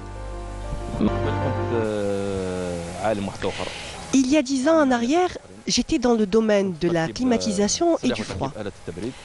La pression du travail ne me convenait plus. Et un jour, j'ai décidé de changer de cap et de me tourner vers la nature. Et j'ai donc créé cette pépinière avec mes frères. J'ai commencé à me documenter, à apprendre les noms des plantes. Mais ce dont je suis sûr, c'est qu'il faut aimer les plantes et le travail en plein air. Vous savez, si vous donnez à la terre vous donnera toujours. La pépinière Nouara se démarque par la multitude de plantes qu'elle propose. Des plantes ornementales aux arbres fruitiers, en passant par les espèces exotiques. Mais il faut dire que Mohamed est un collectionneur d'espèces rares et des anciennes variétés qu'il n'hésite pas à partager. J'ai l'habitude de venir là, même en hiver quand il fait mauvais temps et tout, je viens moi, je viens. Et c'est des gens bien, et ils ont un peu de tout, Et ce n'est pas cher par rapport à ce qu'on voit dehors dans la ville et tout. Là, on va directement chez le producteur. Alors là, c'est moitié prix. Et comme nous, on n'est pas riches, donc on cherche toujours quelque chose qui nous convient. En déambulant dans ce lieu aux couleurs et aux parfums apaisants, vous aurez aussi le loisir d'admirer la beauté des volatiles. Une volière agrémente la pépinière et complète le tableau. Végétal, animal et minéral, un petit coin de paradis. Eh oui. Les magnolias, avec cette musique aussi pourrie, c'est normal qui... Non, non, c'est pas bien ce que j'allais dire. Non, non. Les magnolias, on va en parler ce matin. C'était vous, ça, Aïn Benyen? Oui, c'est la pépinière Nouara. Oui. C'est beau, hein? C'est sympa. Ah, c'est très sympa. On a le droit de visiter sans rien acheter? Oui, bien sûr. On a le droit de s'installer, pique-niquer en plein pépinière? Il n'y a pas de souci. Non, ouais, non, généralement, ils sont sympas. Ouais, faut pas qu'il y ait, bien sûr, faut pas qu'il y ait une centaine de personnes, mais non, ils sont... Débarquer un petit sandwich, être assis Pas de entre deux problème. rosiers... et- Non, non, ça leur fait plaisir parce qu'ils savent très bien, si tu es là, c'est que tu apprécies ce qu'il a. Donc, non, il n'y a pas de souci, ouais. Ouais. Super. Bonjour madame. Bonjour monsieur. Comment allez-vous? Tranquille. Bien? Oui. Tranquille? Oui. Aujourd'hui, moi j'arrête pas d'annoncer le Bougainvilliers, mais j'ai mal lu. En même temps que tu me diras, quand tu lis Bougainvilliers alors que c'est Magnolia, va voir un ophtalmo en urgence. Et c'est ce que je devrais faire. Si vous en avez un à me conseiller, oui. j'en ai marre. Le dernier ophtalmo chez qui j'ai été m'a regardé, je l'ai regardé, m'a regardé, je l'ai regardé. Bon, moi je le voyais pas bien, lui il me voyait bien parce que c'était un ophtalmo. Sincèrement, tout ça c'est bien, ça s'est passé comme ça. On a discuté, on a échangé, puis il m'a parlé plus de radio et de télévision que de mes yeux. Oui. Puis il m'a dit j'aime ça, j'aime pas ça, j'aime l'autre, j'aime pas toi, j'aime ça, j'aime toi, j'aime truc. Au bout d'un moment il m'a dit toi t'es sympa en réalité, tu veux une correction de combien? J'ai dit je sais pas. Allez, c'est pas 01, 02, je vous jure qu'il m'a dit tu veux combien je te la mets? Pas de problème, tu me dis seulement. Je vous jure, je lui dis, avant je mettais du 0,5, 1 sur un œil et un autre. Oui. Et il l'a fait. T'es sûr que c'est un ophtalmo? Je te jure qu'il l'a fait. Depuis j'ai enlevé mes lunettes, parce que je voyais rien après. Non mais sincèrement il l'a vraiment fait. Ça m'a choqué. Ouais, non, ça c'est un peu chelou. Hein. Donc si vous connaissez un ophtalmo qui ne sera pas influencé par un petit animateur pourri comme moi, et qui lui corrigera juste ses yeux, moi je prends sincèrement. Je vais chercher un ophtalmo qui n'a pas de télé à la maison. Voilà. Non mais pas que, qu'il soit juste un peu pro, c'est tout. Alors du coup, ce matin avec vous, le Magnolia, pourquoi? C'est sa saison ou pas? Eh ben parce qu'il est en fleurs. Ouais, bah oui. Parce que je passais et il m'a fait un grand coucou, donc je l'ai aperçu, je me suis dit bon, alors on va parler du Magnolia. Donc c'est un arbre qu'on ne connaît pas vraiment, parce que d'abord c'est un arbre qui est originaire d'Asie du Sud-Est, et qui est connu pour sa floraison magnifique et pour ses fleurs odorantes. Donc ce n'est pas uniquement l'arbre, c'est vrai qu'il est très très beau, il est immense, mais c'est surtout pour la fleur qui est très grande, qui peut arriver jusqu'à 15 cm de haut, en forme de coupe, et qui a un parfum extraordinaire. Donc cet arbre-là, j'ai pas été obligée d'aller jusqu'en Asie du Sud-Est pour le trouver, je voulais trouver juste là, pas loin de chez vous. Donc si vous êtes d'Alger, je suis sûre que même si vous passez pas en voiture, généralement Didouche Mourad, on passe à pied, c'est préférable. Donc au Sacré-Cœur, il est juste dans le parc de Galan. C'est un magnolia. Donc il y a quelques spécimens ici sur Alger, il y en a quelques-uns au jardin d'essai, d'autres au niveau du jardin du Saint-Georges. Mais celui-là, il est accessible. Donc, si vous faites une petite balade ou vous êtes en train de faire vos courses, faites un saut. En ce moment, il est en fleurs et c'est vraiment un spectacle magnifique. Donc, je vous laisse découvrir le magnolia, donc l'arbre en lui-même, et après, on en parlera. Allons-y.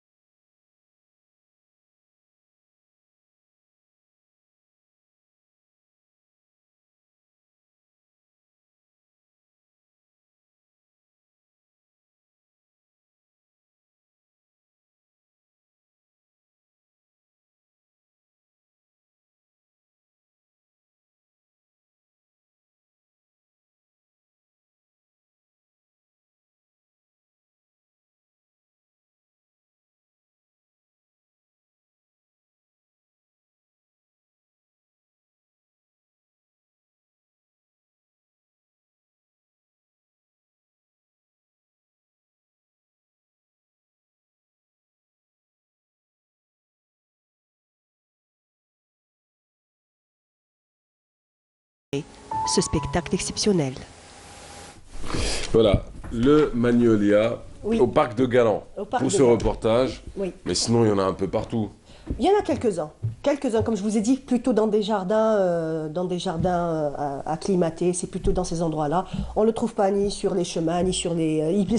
il pousse pas, en fait, spontanément, puisque, effectivement, on ne le retrouve pas partout. Parce que si c'était vraiment un arbre qui pouvait pousser tout seul et, on va dire, en lâchant ses graines ou avec les oiseaux, comme se fait beaucoup d'espèces, il y a beaucoup d'espèces qu'on a ramenées, qu'on a plantées dans des jardins et maintenant on les retrouve un peu partout, comme par exemple le mimosa mahrez. Il faut savoir que c'est une plante qui a été importée d'Australie et maintenant ça reste presque une plante envahissante puisqu'elle elle s'est acclimatée un peu partout dans les montagnes, dans les maquis. Voilà. Par contre le magnolia, non, comme je vous ai dit, étant donné que mahrez, c'est un arbre qui a atteint sa maturité pas avant 15 à 30 ans. Donc c'est énorme. Avant de voir des fleurs, avant de voir sa floraison. C'est un investissement à long terme. Voilà, donc il faut le planter quand on est jeune. Il ne faut pas le planter à 70 ans parce qu'il y a des chances qu'on ne voit jamais les fleurs.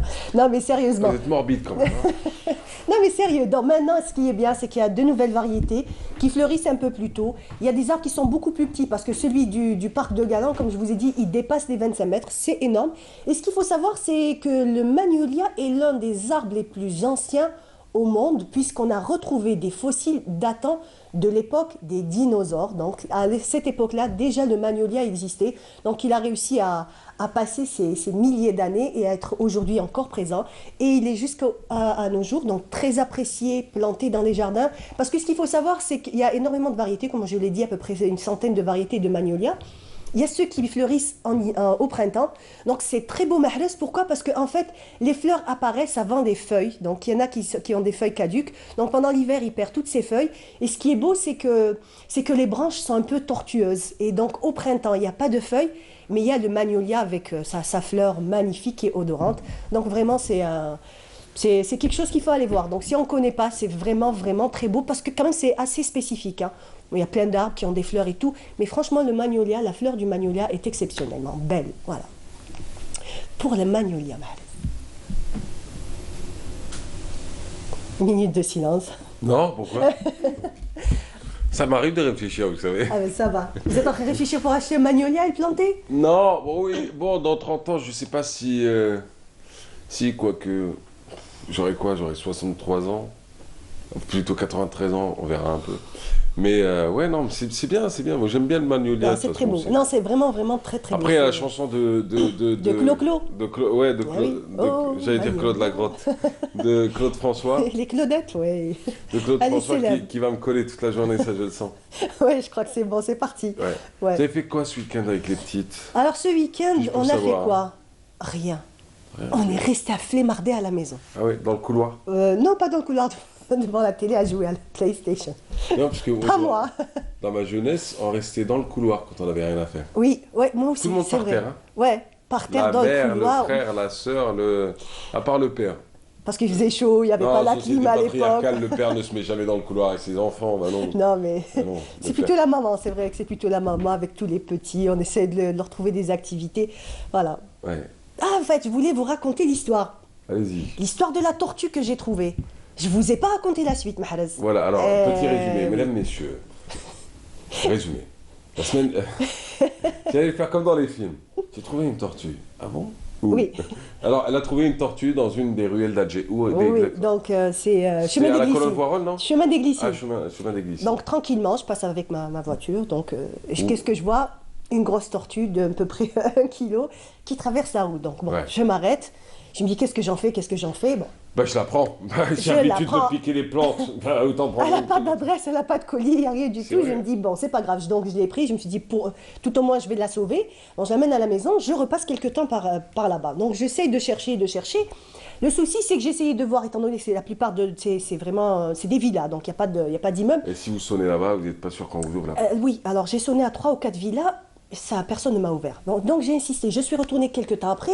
Je vais voir un petit jeune, donc un petit marchand. Il me dit, écoutez, peut-être c'est cette villa-là parce qu'ils ont beaucoup d'animaux. Effectivement, donc je sonne un bon moment. Il y a une femme qui vient, qui m'ouvre comme ça. Je dis, voilà, excusez-moi, j'ai trouvé une tortille, est-ce que ça ne serait pas la vôtre? Elle me regarde comme ça, elle fait, elle est grande comme ça? Je dis, oui.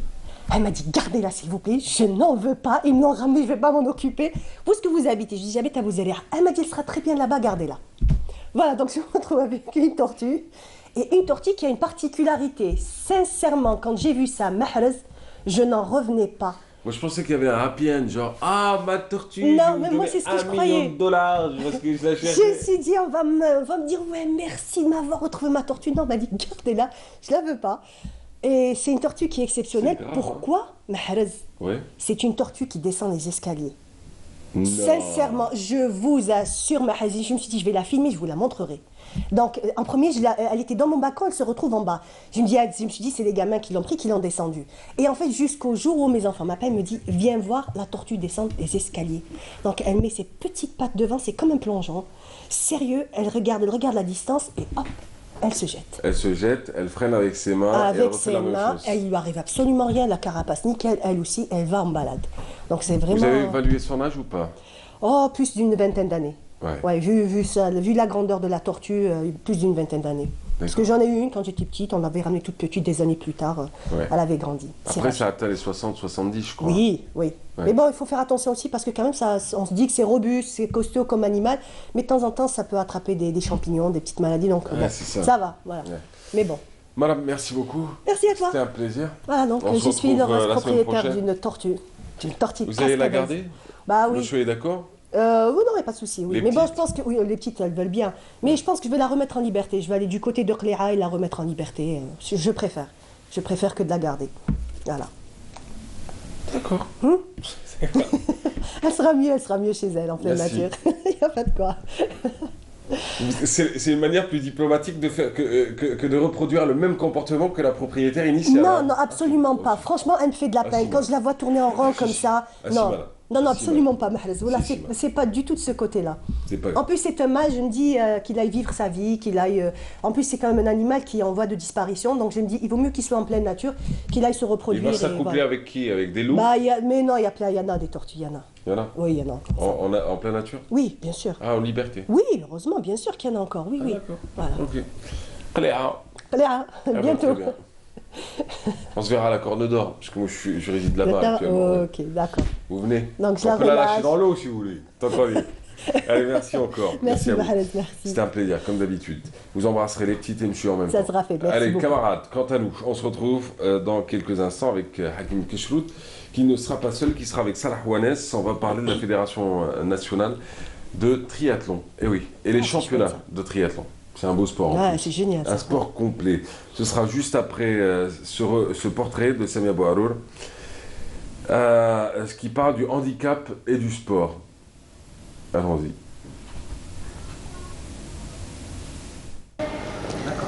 Souvenez-vous, nous l'avons rencontré il y a quelques années de cela. Youssef Arab, ce petit garçon atteint d'une maladie dite IMC, infirmité motrice cérébrale, était notre coup de cœur. Et après plusieurs années, on était curieux de le revoir. Et c'est ici, dans son coin préféré, cette salle de judo, qu'on l'a retrouvé. Tout content, Yoyo a beaucoup évolué depuis. Le sport a carrément changé sa vie. Avec le temps, les exercices, avec de la médecine bol de 5 kilos quand même, il arrive à se retourner, il arrive à ramper. Avant, il ne pouvait pas faire ça. Depuis 4 ans, il a beaucoup progressé, alhamdoulilah. Si Youssef avait fait des progrès, c'est grâce aussi au dévouement de ses parents qui mènent ce combat auprès de lui au quotidien. La motricité, elle a évolué. C'était la motricité parce qu'il avait un problème au niveau des mains et tout ça. Maintenant, c'est-à-dire même la cuillère, il peut la tenir difficilement, mais quand même, mais avant, il ne faisait pas ça. Il a une tablette. Une tablette, et avec son nez, il écrit. L'activité sportive, d'après les spécialistes, est un excellent moyen de rééducation et de réadaptation pour les personnes handicapées.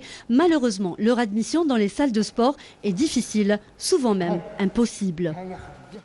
Je lance un appel pour toutes les salles au niveau national et surtout local d'ouvrir les portes pour ces enfants. Vous ne pouvez pas imaginer la joie quand ils sont sur le tapis. Cet espace convivial permet à Youssef de développer ses capacités d'échange, son langage et une meilleure estime de soi grâce à ses amis. Avant, il avait les mains comme ça. Maintenant, elles sont devenues assez normales. Et aussi, avant, il n'arrivait pas à bien marcher, maintenant, il marche plus facilement.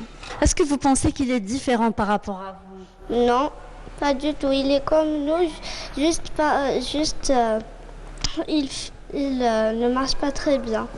On espère qu'il va toujours s'améliorer, qu'il va monter de plus de grades au judo.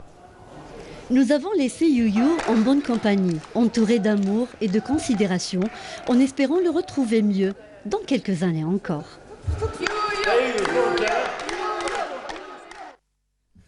Le sport, c'est beau, surtout chez les jeunes et les personnes qui souffrent d'un handicap, bah, ça leur donne du bonheur. Et bah oui, il faut lancer l'appel, ouvrant les salles, ouvrant-les à toutes les catégories de la société. Alors ce matin, on va parler sport, ça tombe bien. Ah, c'est Hakim Kishroud qui s'y colle. Bonjour Hakim. Bonjour Mahaled, bonjour. Alors comme vous êtes rédacteur en chef, non, à chaque fois il remet ça sur la table. Je tenais à le dire. Oui. Par respect, je vous cède ma place. Merci. Peut-être qu'un jour. Respect, peut-être qu'un jour. Peut-être qu'un jour. Ouais. Nous verrons bientôt, d'ailleurs, chers camarades, on va parler de sport et de la génération post-indépendance. Ce sera dans une émission spéciale, ce sera pour le 5 juillet, qui sera diffusée le 4 juillet au soir sur les écrans de Canal. C'est une grande émission qui sera tournée d'ailleurs dans un très beau lieu que vous allez découvrir, je ne vais pas tout vous raconter, mais il y aura Ibn Messi, il y aura Mouni Laraj, il y aura également notre ami... Amer Nabesh. Amer Nabesh, bien évidemment. Youssef Daily également. Voilà. Il y aura vous en chef d'orchestre. Très bien. Et moi, j'aime Bonjour d'Algérie. Je tiens à le dire à Myriam Maka, qui est ma vraie rédactrice en chef. Alors du coup, ce matin, vous recevez sur le plateau M. Salah Ouanès. Bonjour. Bonjour. On dit Ounes ou Ouanès? Ouanès. Bienvenue. Vous êtes président de la Fédération nationale de triathlon. Fédération algérienne de triathlon, absolument, oui. Oui, Fédération algérienne de triathlon. Fatri. Fatri. La Fatri. En abréviation, Fatri. F-A-T-R-I, Fédération algérienne de triathlon. C'est pas mal, hein? Oui. Ça colle bien avec fratrie, parce que le triathlon, c'est souvent ça aussi. Absolument. C'est l'énergie collective. Absolument. Et ben, ça tombe bien, on va en parler ensemble. Voilà, il est notre invité aujourd'hui parce que c'est une première, la participation algérienne, donc un grand événement, on va dire international et méditerranéen. Donc c'est une première pour l'Algérie avec la participation de 2 athlètes. Et pour l'instant, ils se sont bien sortis pour une première, un expérimenté avec un jeune qui sont bien sortis, si je ne me trompe pas. Absolument. Voilà, on va en parler dans quelques instants. Absolument. On va y revenir. Vous êtes président depuis quand? Je suis président depuis 2015, octobre 2015. Voilà. Octobre 2015. Oui. Vous êtes vous-même ancien athlète? Non, moi j'étais un peu, c'est l'œuvre un peu, il faut rendre hommage à M. Beraf, qui a voulu créer cette discipline et que donc j'ai été proposé pour diriger cette discipline. Donc on s'est regroupés. Il n'y avait pas de fédération avant? Non, il n'y avait pas de fédération. Il y a des journalistes, il y a des médecins, il y a des gens, il y a des bénévoles, etc. Et on a créé. Et monsieur est entrepreneur, c'est pour ça qu'il est là, il n'est pas en Espagne. En présence, bien sûr, de la présidente de la Fédération internationale, Marie Salgado, du président de la Confédération africaine. Et donc, on avance. Et puis, nous avons participé en Égypte, à Sharm el-Sheikh. Nous étions classés 2e. C'est pas mal ça. Oui, ça d'une part.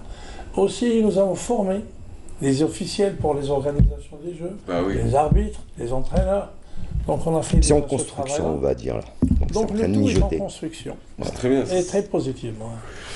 On va survoler un peu l'actu et on revient. Allez, rapidement, après on revient le sport, comme chaque matin avec vous. D'abord le foot et la Coupe du Monde et les résultats, les matchs d'hier et le programme du jour. Allez, hier, donc dans le groupe F, vous l'avez suivi certainement, le Mexique qui sort le grand jeu et qui s'impose face à la Corée 3-0. C'est le grand carton, le Mexique. Lui qui est en train de créer la surprise, la grande liesse. Regardez, des supporters mexicains après la rencontre face à la Corée 3-0.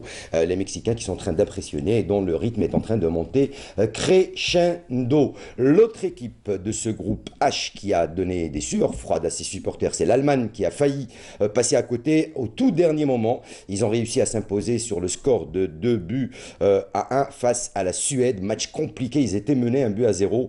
Les Allemands, ils ont réussi à revenir, la Mannschaft, détenteur du trophée, qui revient dans cette compétition après avoir été battu lors de son premier match par les Mexicains qui pour l'instant sont en tête de leur classement avec 6 points suivi de l'Allemagne deuxième avec 3 points, troisième la Suède 3 points, et puis bon dernier la Corée du Sud avec seulement 0 points. À suivre aujourd'hui donc le match qui opposera l'Angleterre au Panama pour le compte du groupe G. Il y aura également Japon face au Sénégal pour le compte du groupe F et la Pologne sera face à la Colombie également pour le compte du groupe H à suivre. Hein. Donc cet après-midi, cette équipe sénégalaise qui est en train de faire sensation, ils sont deuxième au classement juste derrière le Japon avec 3 points. Le Japon, eux aussi, hein, qui ont donc 3 points, qui ont réussi à s'imposer lors de leur premier match. Une Coupe du Monde pour certains puristes et amateurs donc, de football qui a un niveau un peu moindre hein, que celle de 2014. Mais pour l'instant, on n'en est qu'au début. C'est la phase éliminatoire donc, de cette Coupe du Monde. C'est le premier tour seulement. On retrouvera dans le vif du sujet à partir de la semaine prochaine.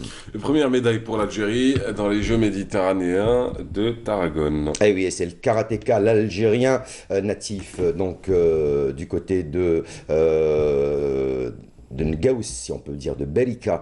C'est Walid Bouaboud qui s'est adjugé la première médaille et la médaille de bronze de la catégorie des moins 75 kg hier à Cambris, en Espagne, à l'occasion de la deuxième journée des Jeux méditerranéens de 2018, après une absence de 2 ans. La médaille de bronze des mondiaux de Paris, c'est là où il avait décroché sa première médaille, et il est de retour. Vainqueur du dernier Open international de Tizi Ouzou disputé en mois de mai dernier, Bouaboud a confirmé son retour en glanant donc une méritoire médaille de bronze de la 18e édition des Jeux méditerranéens. Après la première médaille, maintenant c'est la première médaille d'or de cette compétition.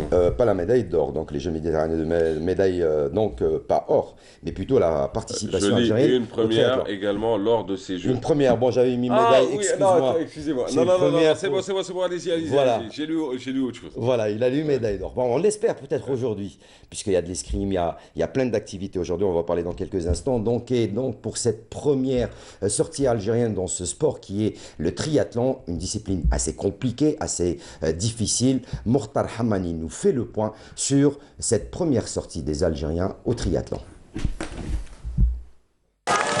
Une belle première pour le triathlon algérien qui a présenté pour ce rendez-vous méditerranéen 2 dignes représentants, Mohamed Belhimar et Hellal Barouane. Confrontés au meilleur de la discipline sur le plan mondial, nos 2 triathlètes se sont surpassés pour réussir cette première, réussissant la partie consacrée à la nage sur 750 mètres avant d'enchaîner sur 20 km sur vélo et finir en course à pied sur une distance de 5 km. Et à l'arrivée, l'émotion était forte pour le jeune Hellal Barouane qui termine 15e, suivi par le chevronné Mohamed Belhimar à la 17e place. Alhamdoulilah, une 15e place. Inch'Allah, bien mérité. Mazal, Inch'Allah, le Goddam, Inch'Allah. C'est une première pour une équipe algérienne aux Jeux méditerranéens de triathlon. On est vraiment fiers de représenter le pays. Donc voilà, je suis venu avec Oussama Hellal Barouane qui a commencé aujourd'hui, qui a fait sa première compétition internationale. Donc la relève est là. Je suis content pour nous, pour lui. Et conformément à la logique, c'est le 5e des Jeux de Rio, le Portugais Pereira, qui s'impose en 57 minutes et 29 secondes devant les 2 Espagnols Serrat et Benito. Le triathlon algérien présent dans les grands rendez-vous, c'est désormais une réalité à laquelle il faudrait s'y faire. Voilà, c'est les voisins. Elle est sympa. C'est les voisins. Oui, c'est les voisins. Voilà. Les voisins d'en face. Allez, avec nous, donc, encore une fois, l'invité du jour, c'est Salah Ouanès, président de la Fédération nationale, Fédération algérienne de triathlon. Alors, première participation à ces Jeux, vous êtes plus ou moins content, vous l'avez dit tout à l'heure, c'est sympa que nos athlètes aient été jusqu'au bout de cette aventure. Vous avez parlé tout à l'heure de l'Égypte et de Sharm el-Sheikh, avec la participation algérienne et cette 2e place, ce qui est aussi une bonne chose, sachant que la fédération a moins de 3 ans. Absolument. Et que cette discipline est plus ou moins, je ne sais pas si on peut parler de discipline nouvelle ou pas. Non, c'est pas nouvelle, mais elle est complexe parce qu'elle regroupe trois une grande discipline. Ici, en Algérie, elle est nouvelle. Donc, auparavant, il n'y a eu jamais de compétition. Et donc, il y avait des tentatives, ça et là, dans certains wilayas, mais maintenant, on est structuré, organisé pour bâtir une fédération au même titre que les pays déjà d'Europe. La complication, c'était d'abord de mettre en place les fameuses ligues donc, de triathlon, hein, donc, sur le territoire national. C'était un peu la difficulté, mais ça s'est mis en place. Ça y est, c'est bon. Oui, c'est Les bon. entraîneurs ont été formés? Oui, les entraîneurs, les arbitres et les officiels aussi. Et puis nous sommes en contact avec l'international en matière des officiels et de formation. Et on suit ça d'une manière minutieuse sur les mises à jour des nouvelles techniques de formation. Combien de compétitions sont organisées par année? Par année, c'est des régions. Nous, par exemple, maintenant, il y a les GAG d'Algérie. Non, mais en international, nous recevrons des invitations du Maroc, du Tunisie et de certains pays. Ouais. Donc on reçoit régulièrement des invitations pour participer. Les GAG, c'est les Jeux africains de la jeunesse. De la jeunesse. Voilà, ce sera le mois de juillet prochain à Alger. Ce sera le mois de juillet prochain, c'est vrai.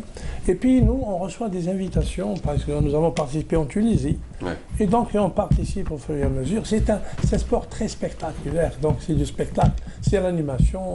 C'est un sport que l'on peut pratiquer très jeune ou on découle d'autres sports vers ce sport? On découle d'autres sports vers ce sport. On peut le préparer, on peut préparer une jeunesse bien entendu, mais pour fonctionner, donc on peut découler d'autres sports dans ce sport. Il faut déjà savoir nager, savoir monter à vélo. Absolument. Et avoir une très très belle foulée en course pour pouvoir participer donc, au triathlon. Donc c'est quand même les 3 sports assez compliqués. Absolument. La nage, le vélo et... Donc le choix pour en découler, donc vous choisir soit un bon nageur, soit un bon crossman, etc. On va envoyer le générique en même temps. La prochaine compétition, c'est quand? La prochaine compétition, c'est les GAG, donc c'est les jeunes. Mais les prochaines, ça va être au Maroc et notamment en Afrique du Sud. D'accord. Voilà. On vous souhaite bonne chance. Merci beaucoup. On vous souhaite beaucoup de moyens, beaucoup d'entraîneurs, beaucoup d'athlètes, beaucoup de licenciés et beaucoup de médailles. Merci. Ça commence à venir, ça commence à venir. Merci à vous. Merci. Monsieur Hakim. Merci. À ce soir. Ah, ce soir, ouais. Ce soir. L'émission. Non, c'est fini. Non, c'est fini l'émission.